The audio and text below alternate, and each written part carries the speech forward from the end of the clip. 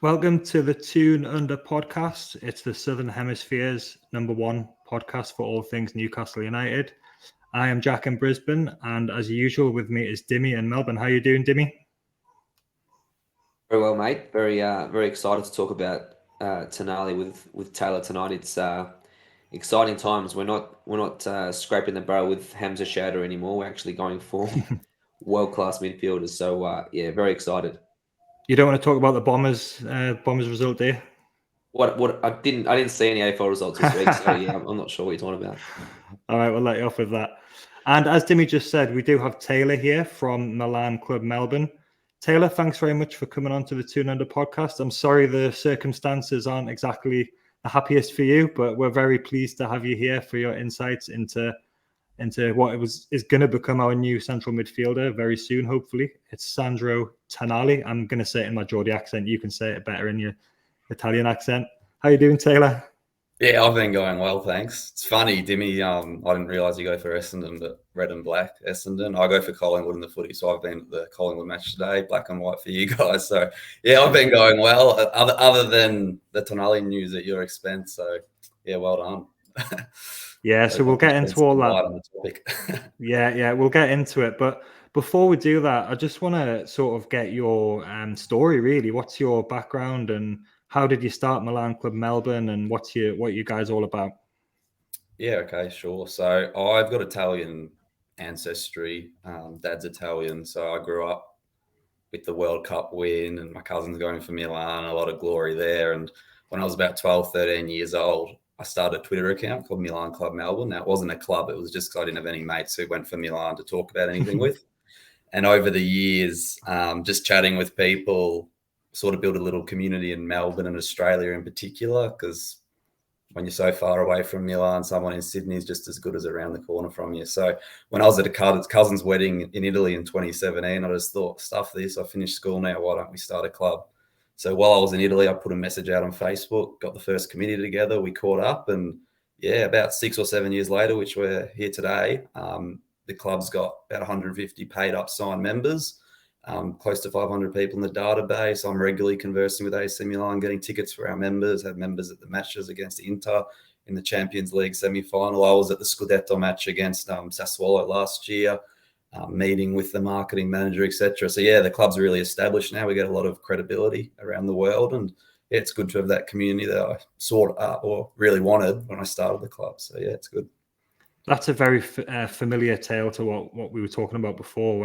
Dimi's followed Newcastle for years and years with no connection to the club. At least you've got the Italian connection. Mm-hmm. He's just crazy, and he gets up all times of the night, even when we were pretty shit back in the day as well. So yeah. It's kind of we in our club, we've got a few members, like we've got our Italian members, obviously we've got our ones who are similar to me with the ancestry, and you've got the ones with no logical connection whatsoever, and you all come together and it's a nice melting pot. Yeah, it's nice to hear as well that the club will do the ticket thing, because that's something that Newcastle are trying to do now. They're sort of reaching out to groups like ours as well and asking what do you want to see from a global perspective from the club now, and so that's one of the things we talked about to them, actually, get us some tickets for when we come over to the games. So that's good that the club do that, isn't it? That must be a real bonus for you that you can get the tickets when you need them.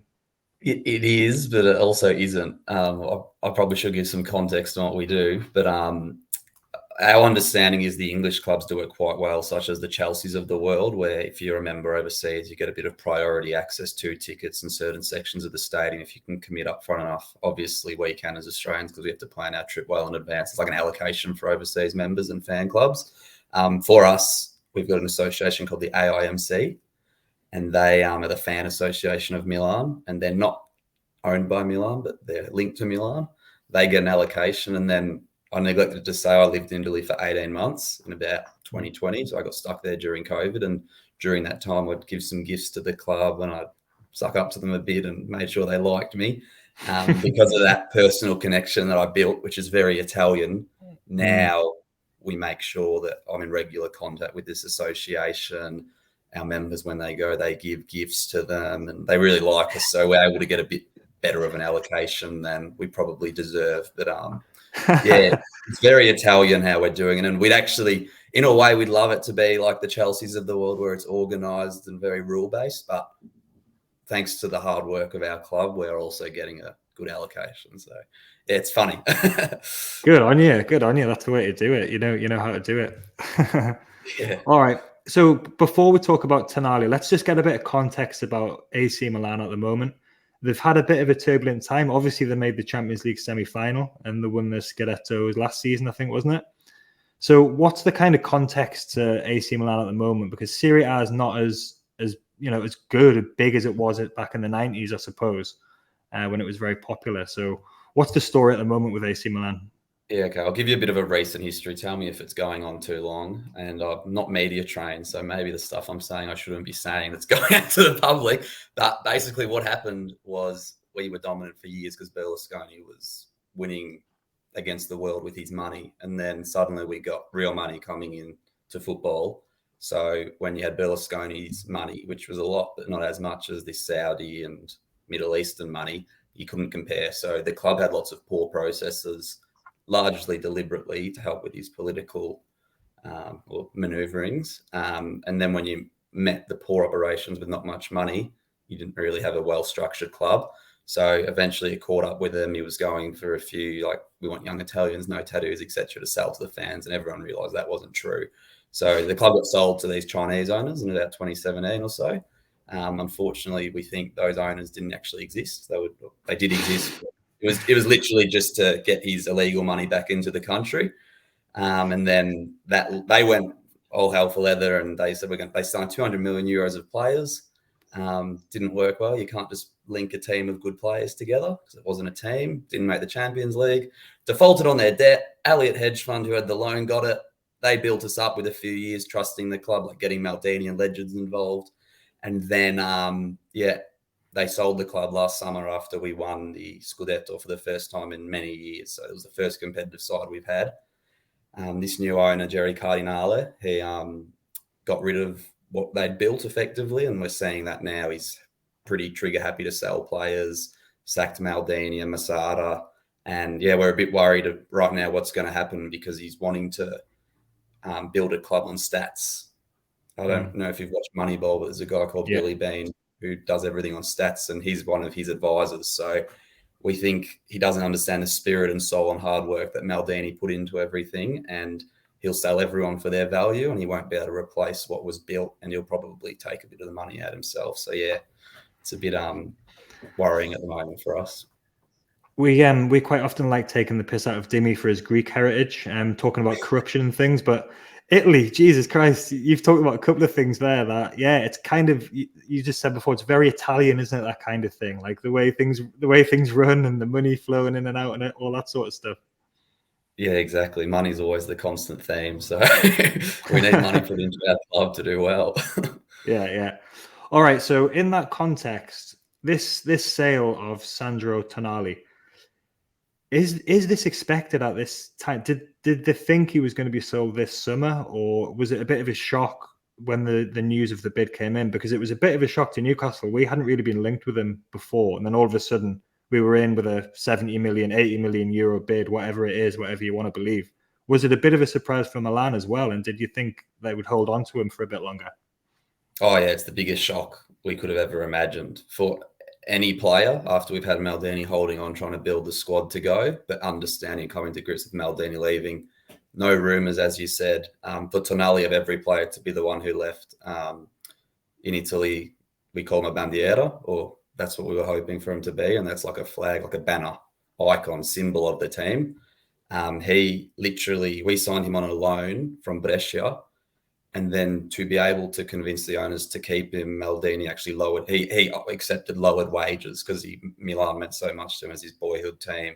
So to be sold as the first big name and without any real bargaining or negotiations overnight, effectively, just like how Maldini got sacked, it's a real shock. Like, you'd understand if someone like Teo, who's one of the best in the world in his position, that bit more established, maybe that bit more of a glitzy, glamoury player, but for it to be Tonali, the first one to go, it's sort of setting a precedent and letting the fans know that anyone's up for sale for us. So, yeah.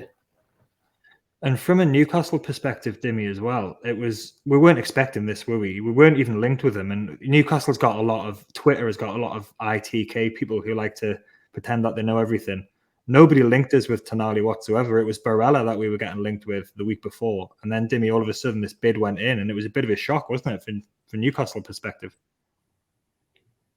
Yeah, it was a shock. It was similar to the Bruno signing we had 18 months ago. It was sort of, obviously people knew, or some people knew who Bruno was, but no one really linked him to Newcastle. He was linked to Arsenal previously, and all of a sudden bid was made, bid was accepted, and within 2-3 days he was our player. So similar sort of thing happened here, and sometimes they're the best transfers when they're not reported on by all these ITKs or even supposed reputable journos.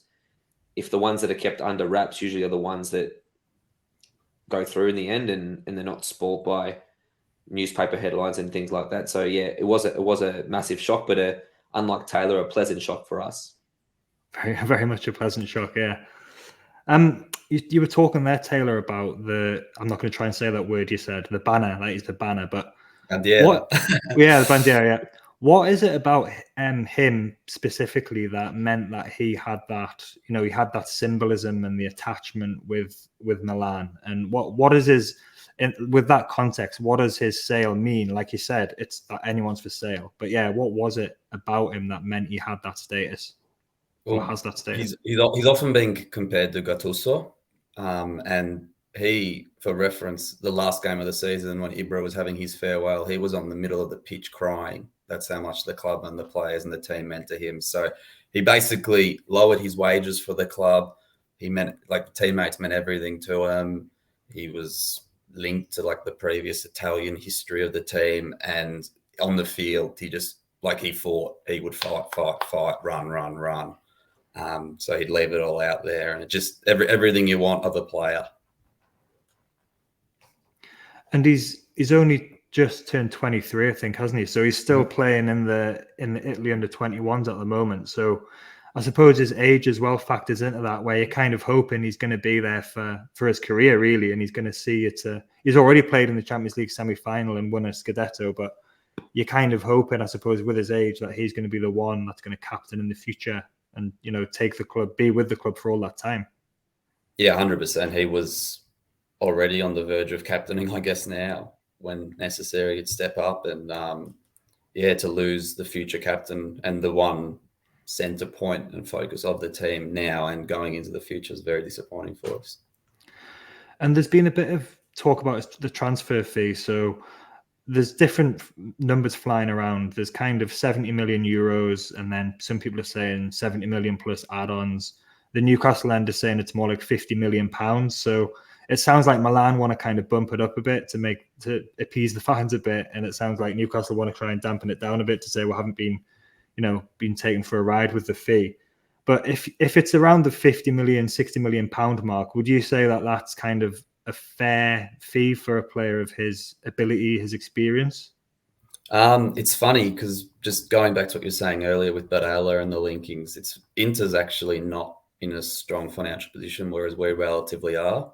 And I think a lot of the suddenness of the deal, it's actually Newcastle just put a bid in wanting to test Milan's reaction, and Milan were probably quite warm to it because Maldini had been doing all the transfer work for the past couple of years, and for him to only just been sacked, it probably is all fresh. So personally, if I was running AC Milan, even 80 million, I don't love how Napoli run themselves, but De Laurentiis will say, hey, Osimhen's worth 180 million euros, and then you went spend all summer chasing this player, and then you'll probably get him for 150, but in reality, he's probably valued at 100 million. So for me, even 80 million euros, it's disappointing for me. I think when you've got someone that's untouchable and offers so much to the structure of the side and the future and the marketing and what he's going to bring back in and offer and contribute to the field, I feel like it's something that, from our perspective, we should say 120 million euros, no negotiations, and you play it off for the summer.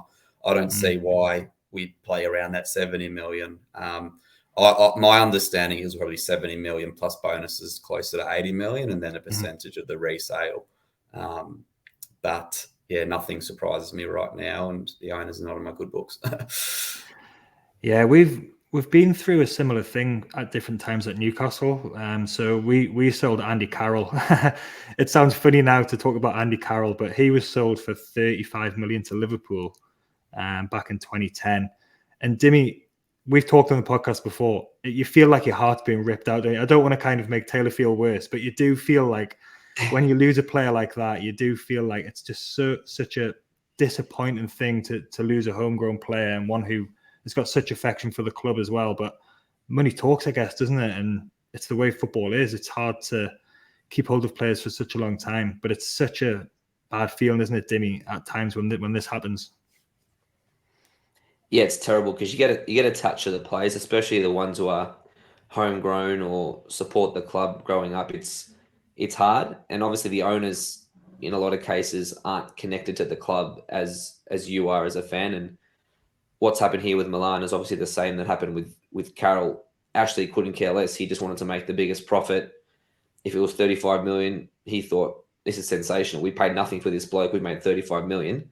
How good's this? So unfortunately, it is the cycle of football. And until you get those owners who do really connect with the club or your ambitions change, there's always going to be that fear that your best player or your favorite player can be sold for a profit. So it is heart-wrenching for Milan because Tonali is, at his age, he could turn into an icon for the club.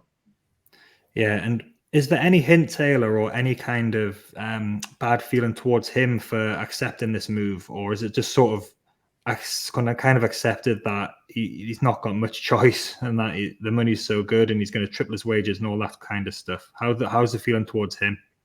I think at this stage the move's so fresh, like it's not even official yet. If you ask someone different, they're all going to give you a different answer. Personally, I have no harsh feelings for him whatsoever, and I think he'll be a great signing for you. Pure, like when he got told by who was it from AC Milan that told him? It was Ferrolani, I think the CEO, might have been Moncada, I don't know which one. They called him on the phone, and apparently they said, you've got this offer from Newcastle, you got this from Milan. If you stay at Milan for the rest of your contract, the next 6 years, we will never increase your salary, or you can go and get paid your 10 million euros by going to Newcastle. So pretty much telling him he's unwanted, and then he hung up. He's crying on the phone, and I think that made him. He didn't want to leave Milan. He loves the fans, loves the club. Feels like he's been betrayed by the ownership, and I think that means he'll now be looking forward to a new, exciting opportunity at Newcastle and being valued by the ownership for the great player that he is. Whereas previously with Maldini, perhaps when you have such a great disparity between your valuation and what you're getting paid, they bump you up a little bit and say, but we're working on this project, so we both got to help each other out here. And he would have been happy to do that as he's shown in the past. So there is big similarities, I think, with Carroll there. The way Andy Carroll was sold, he was just told he had to go as well, and he didn't necessarily want to. But I'm going to ask you about Tonali as a player in a moment, but what do you know about his character and about his personality? Because Newcastle have got quite a well-established no dickhead policy where they won't sign anybody who's kind of a bad character or who's going to rock the boat at all. What do you know about Tonali's personality and his character? Yeah, right. It's interesting. I hadn't heard that. I don't mind it though. I think, I don't think you'll have any problems with him at all. I think that's part of the attraction of him as a player to the fans at Milan. In Italy, you say that he's got grinta, so he was very hardworking. And I think I don't know what his English is like.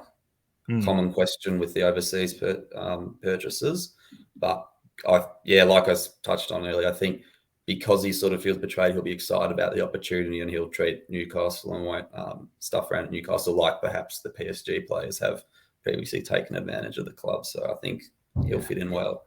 That's good to hear. So talking about him as a player, his position, I've just got this slide up, which is all of the positions he's played in his career.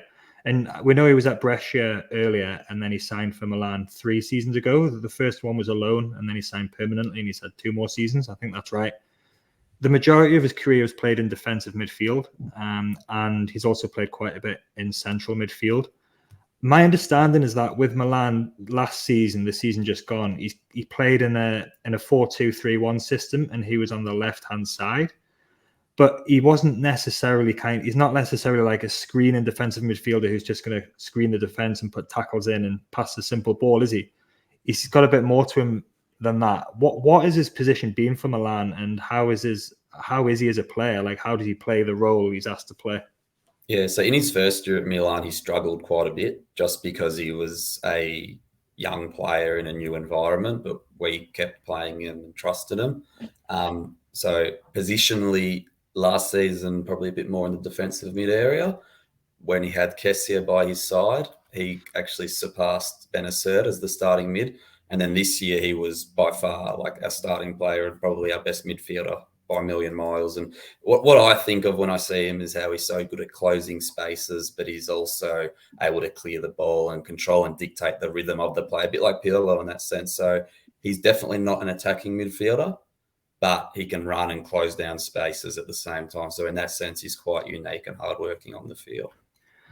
And I've got this heat map as well this was last season, and this was where he received the ball. And he's all over the pitch, isn't he? Like there's kind of that left-hand side bias a little bit because that's where he was normally playing. But it looks like he's all over the place here, and he's picking it up kind of in all positions across the midfield. Yeah, exactly. And that's, I think, where I'm saying he's really good at running and closing down spaces. It's quite a unique characteristic of his, and his tank must be absolutely massive. And he does get some goals. Last year, I was at the game against Verona before he won the Scudetto on his birthday, his 22nd birthday, and he got a goal to level us, and then he got the goal to put us in front. And then the game against Lazio before that, he got the winning goal in the 93rd minute. Like, he's out there and he sees the ball as an object and he just chases it. And even if he's not the most creative player, before he signed for Milan, he was compared to Pirlo. So if you've got the Gattuso and the Pirlo comparisons, you know you're onto something pretty good. I was going to say that's pretty good to hear. That's good to hear. And this is you were talking about he's not the most creative, but for a defensive midfielder, this is the passes that he's made into the box. So even though he's not the most creative and he is normally a defensive midfielder, he's still putting balls into the box. And I believe that he takes set pieces as well. He took a good one for the under-21s the other day and got an assist. He's a set piece taker as well, is he? Yeah, exactly. Yep. I'm not sure if depends on who Newcastle's got in the area, but he definitely can offer you a bit of variety and optionality in that area. So yeah he's a big loss to us. You're rubbing it in now. Sorry. You've talked a bit about his strengths as a player. Has he got any kind of standout weaknesses or anything that we need to sort of worry about as a fan base or as a team where he might get caught out a little bit? Look, I'm not a great tactician, but I think it'll be interesting to see how he adapts immediately to the game. I know in England, the press are pretty hard on the players. So for a big money signing, if you look at how he signed for Milan, even there was pressure there. So going to Newcastle in England is a big money signing. Again, it will be the same on steroids. And also, even though he's a bit more defensive in the midfield, they always want midfielders to score goals, and he's not going to get you 10 plus goals a year. He might get you more like a few to 5 goals a year. So it'll be interesting to see just exactly how he's deployed and if he fits into your system. Yeah, because Newcastle play more of a kind of a 4-3-3, and it's very high octane, heavy pressing.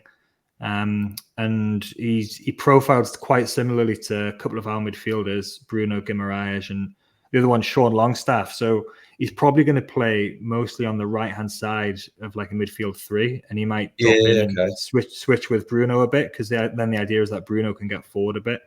See, I'd picture him playing centrally.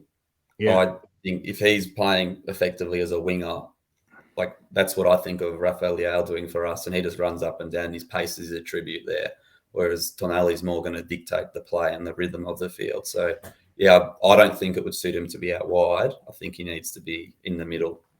Yeah. So he'd probably be the left of like a central 3, switching it in and out with Bruno. But it'll be very interesting to see how he goes. Eddie Howe, the Newcastle coach, is big on fitness and kind of strength. So if he's got a good engine on him, like you said before, he'll probably fit in well. Dimi, that's how you would see him kind of slotting into the current system, unless we do switch and we'll go with the 4-2-3-1, and then he's playing in his more comfortable defensive midfield position. Yeah, I think it gives us versatility. I mean, like Taylor said, he was playing in that too, but because of his tank, I'm sure he'd be able to play in a midfield three, a central midfield three, and like you said, Jack, he really suits the way we want to play. We want our midfielders to be harassing, pressing, carrying the ball, physical. He ticks all those boxes, and this is a bit of a tongue in cheek, but I did buy him on FIFA a couple of years ago, and he did play that central midfield role, and he was sensational. So I just want to throw that one out there. But no, he is exactly the type of profile that we need in the midfield, and I think next to Bruno and with Big Joe and Longy, he's just going to fit in beautifully. AC Milan are in the Champions League, aren't they, this season? Next season, so there could be an option. There could be a possibility that they could be playing against each other. Tonali could be playing against Milan. How do you feel about that, Taylor? Yeah, I was looking at the pots before this even came to be a potential option. I was like, oh, we could have a group of Newcastle, Milan, and I don't know, Real Madrid and Bayern Munich. That would be interesting. I don't have any harsh feelings to him. Since this new owner's taken over, have really resented him, even though we didn't see anything in the first year. I really thought from his actions and his words that he wasn't in it for the right reasons. And I think this only underlines what I believed initially. So I think if anyone's angry at any players, they should double down on that and let their feelings be known to the ownership, because, yeah, I get that he left. I get that he chose to leave and he was quick to leave, but also the way he was treated and spoken to, of course you're going to leave. It's not a workable environment to stay in. What he loved about the club was the club, and when you've got these actions going on, it's not the club that you loved anymore. This does sound very familiar in terms of we've had Mike Ashley. So I know you don't follow the Premier League but closely, but we had Mike Ashley for 14 years, and then it was a very similar story where he didn't have the club's best interests at heart. He was selling the best players. He was running it as a business, and he didn't get the kind of emotion side of things. So it will change for you. You'll get different owners at some point, and I think Milan has got such a big name. It's such a big club. Like, you're never gonna struggle. You've always got that prestige factor. How many European Cups is it Milan have won? It's 7. And you know what's funny? The owner actually, he made a comment during the year. Oh, Milan's got the second most Champions League wins. I didn't even know that until after I bought the club. Like, his understanding of history or the due diligence that he undertook, it's like he's not actually aware of the task that he's got ahead of him. And I get that Newcastle had this and a million clubs have this, but we're Milan. We've won the second most Champions Leagues in the world, and it's pretty disappointing. Like, you guys are on the right track now, but it's pretty disappointing to be compared to like the worst era of Newcastle's history. For Milan, I don't see how we're going to get bored or things are going to get better anytime soon. We thought we were on that trajectory up, and it just feels like we've been put back 10, 20, 30 years to an era before Berlusconi's time now. Mm. And in terms of Serie A as well, because we were talking before, in the 90s, because I'm 37, so I was kind of brought up, and you used to be able to get coverage of the Serie A in the UK on Channel 4. And there was Battistuta at Fiorentina, and Milan had all of those. They had Seedorf and all of the amazing players that they had.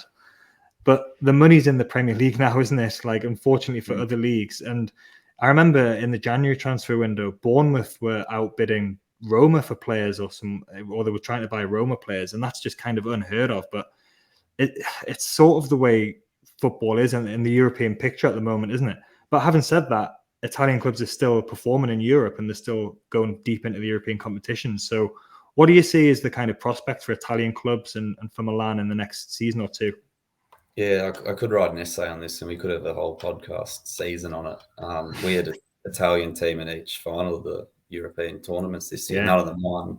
I'm of the view that the Super League project was probably going to help the Italian teams that were in it and important, because I think the Super League already exists and it's the Premier League. The Italian teams are doing well. There's that bit of history, and you become a bit more resourceful when you can't waste money, like Chelsea's been a good example of. Euros, national team, etc. They're doing well, but I think it's just a matter of time. The money at the end of the day will speak, and I don't see anything changing anytime soon. It's funny. I was again just searching on Google the other day and like looking at the initial. I think it was it wasn't the G7. That's a political group. You can correct me. It was that G15 or whatever group it was of teams. Yeah. And 3, I think, of them were Italian, and every other league only had 2. And that was started in the 90s.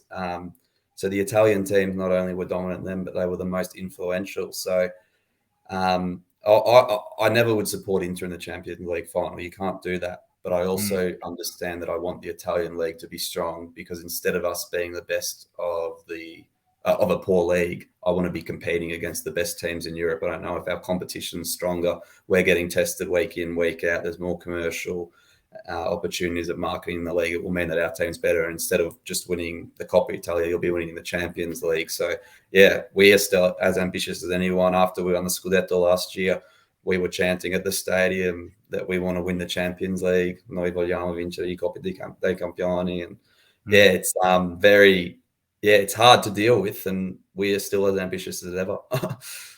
Yeah, and like I said, you're still going deep into Europe. So even if Premier League clubs might have more money, like Newcastle would not relish a trip to AC Milan, I don't think, just because of the prestige we talked about and the history there with the seven European Cups. You know, it's there's a lot of weight of history there that you've got, and that's never going to go anywhere. So I think that's why Italian clubs will always be competitive to an extent, because of that kind of that prestige and that history.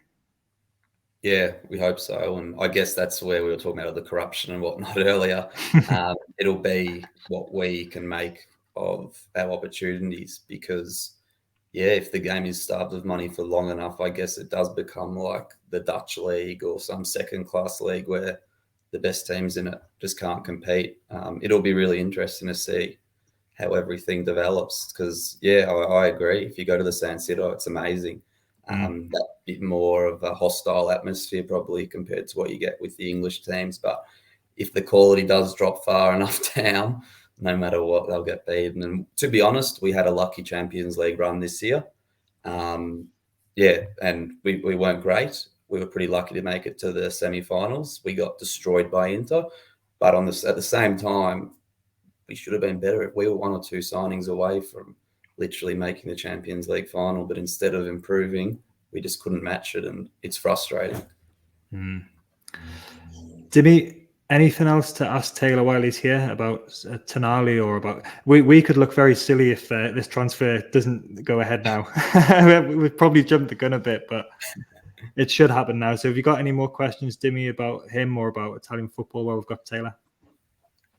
Yeah, so the only other question about Tonali, I think you touched on it before, was his leadership. Did you guys at Milan see him as a future captain? Because obviously, again, Newcastle not only recruit no dickheads, but we do like to recruit leaders on every line. And if Tonali is that sort of leader, he could develop with us as a maybe a future captain or a leader as well. Do you see that leadership quality in him? Yeah, 100%. Yes. It'll be interesting to see how he's embraced by the fans and how he embraces the English game and how he goes with his English and whatnot. But yeah, he's for what we've seen of him, he was our next captain. So I don't see why he wouldn't be for you as well. All right, Taylor, thanks very much for your time. I'm sorry to talk about things that aren't the happiest for you, but at least you've got Collingwood, who are top of the ladder. So yeah, exactly. Thanks for having me, guys. And yeah, well, for me coming on this, maybe you guys can share some of the money with Milan, and we can buy a couple of. We'll give you Saint Maximin. Do you want him? Yeah, we did want him. Maldini wanted him. Oh, yeah, okay. Yeah, no, that actually is something that could potentially happen, I suppose. Yeah, all jokes aside. Yeah, all jokes aside, in my opinion. Next podcast. Yeah, we'll get you back on when that happens. All right, Taylor. Thank you very much for your time. Thank you very much, Dimi. Cheers, enjoy mate. your Sunday night, and I'll speak to you soon. Cheers. See you guys.